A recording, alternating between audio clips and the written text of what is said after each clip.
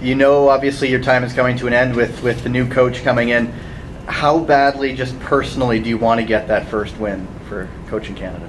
I'm glad you elaborated on my time's coming to an end there, Gavin. I would say I was desperate, but I'm as close to desperate as you can imagine. We've played some very good games during my time as the interim head coach. We've played very well against Costa Rica, we played very well against the US, and I'm excited about the tournament. I'm excited about where the team is at the moment, the progression that we've made from my involvement from Monday on, and very much looking forward to tomorrow against Martinique. But I am, personally, I'd love to get that first win under my belt, because it's very important to me. I care very much about what we're doing as an association, and I'm excited about it.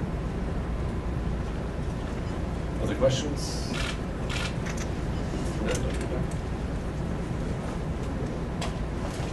Hi Colin, Fernando Schwartz from ESPN.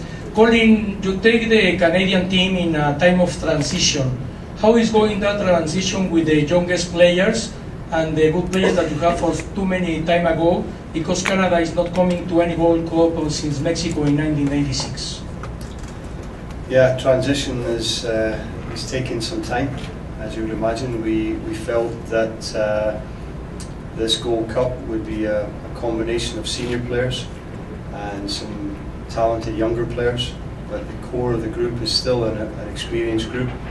The more opportunity we give our younger players to play in this level of football, the better it will be for our national team moving forward. With our new head coach taking charge on August the 1st, hopefully we can give him some incentive that he's joined a good association and has some talent to work with. But in order for us to grow as an association, then we have to give our younger players that are close to being ready or nearly there, we have to give them an opportunity to play. And this is a fantastic opportunity for everyone involved with the national team to go and try and establish themselves for the future. My job has actually been made much easier now because we have appointed a full-time head coach. So now the pressure, if you want to use that term, but the incentive is there for the players to now come and play well, for the new head coach as well as me setting my standards with the guys.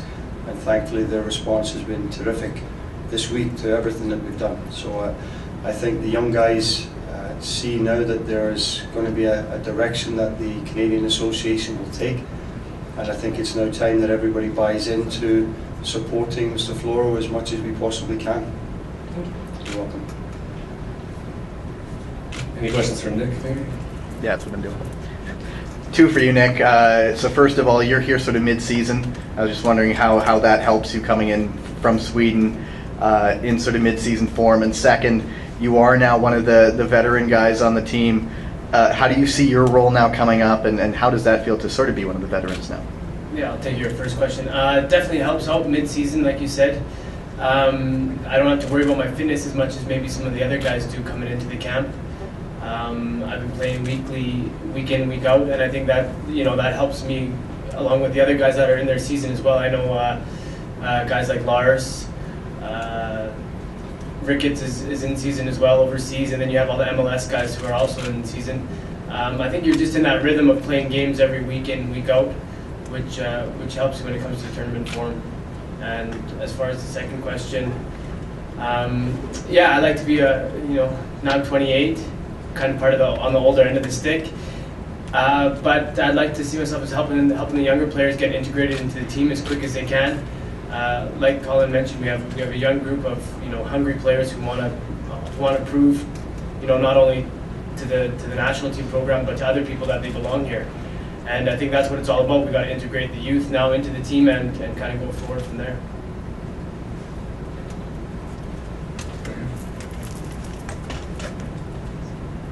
Kyle McCarthy, Fox Soccer. Colin, with the appointment of a full-time head coach this week, does it have any impact on your preparations for this tournament? Do the goals or the procedures that you're going to put in place change at all? No. In a nutshell, I was contacted on Wednesday morning saying that Mr. Floro would be appointed on Friday morning, and Victor Montagliani, our national president, gave me a call just before training in Ventura and said it was absolutely status quo. I was appointed the head coach for the Gold Cup, and it's my show, if you like, throughout the whole process. But Mr. Floro will be in attendance and watching the team, and I will just continue doing the best job that I can possibly do along with the rest of my staff. And but nothing has changed. The goal is still remain the same. Try to get the guys up to as high a standard as we possibly can, and hopefully Mr. Floro is happy with what he sees.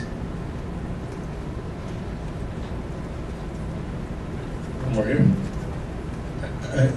Don't take this the wrong way, but believe me, it's not that bad of a question. What I wanted to ask is, with the change and all the changes coming through, and now you're bringing in a lot of young players, is there more emphasis on getting them games, or is it really the results? Which I assume it would be the results, but yeah. No, what is the main goal? The main, it's a good question, Brian, because the main goal for us is obviously to get results so that we can move up the pecking order in CONCACAF and get a higher seeding for sure. So I think the work that I'm quite glad that I've had the opportunity to work with a lot of the younger players so far during my involvement as the intern guy. There's only a few that I haven't worked with before, to be honest with you, but there's no question we wouldn't just throw a team of young lads that have never been capped before into these sort of fixtures, so we'll have to drip feed them as we go along. I mean, we're excited about some of the younger players, but to throw 5 or 6 in at one time would be very foolish on our part. So we'll drip feed the guys in that we feel that are ready, Ryan, and the results. I never played in a friendly, I never played in a game that was just about hopefully we're doing okay. The team is committed to winning, and that has to be our goal in every game that we play, and certainly every game that I played in I was committed as well. So the enthusiasm, the energy that I've got for the team and the rest of the staff have, hopefully is going to rub off on Nick at the grand old age of 28 here.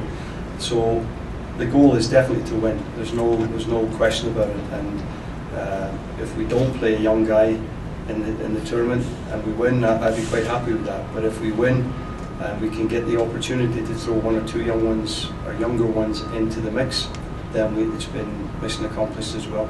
So that's how I'm definitely approaching it. What about who is for you the favorite team to win the tournament? Canada. Canada, and then? Well, you can never look past the way the US are playing at the moment. They're on a fantastic run. You know, I watched them against Guatemala last night. They're scoring lots of goals. They seem to have a real belief in themselves for sure. I'm also a big fan of how Panama play. I watched the game with Panama and the US recently in Seattle, and I thought that Panama were very good. I thought they were very well organised. They're very quick on the counter-attack. So they'll prove very, very dangerous opposition for sure. But I think regardless of who puts on a Mexican jersey, you can never underestimate them because it's just a conveyor belt of players.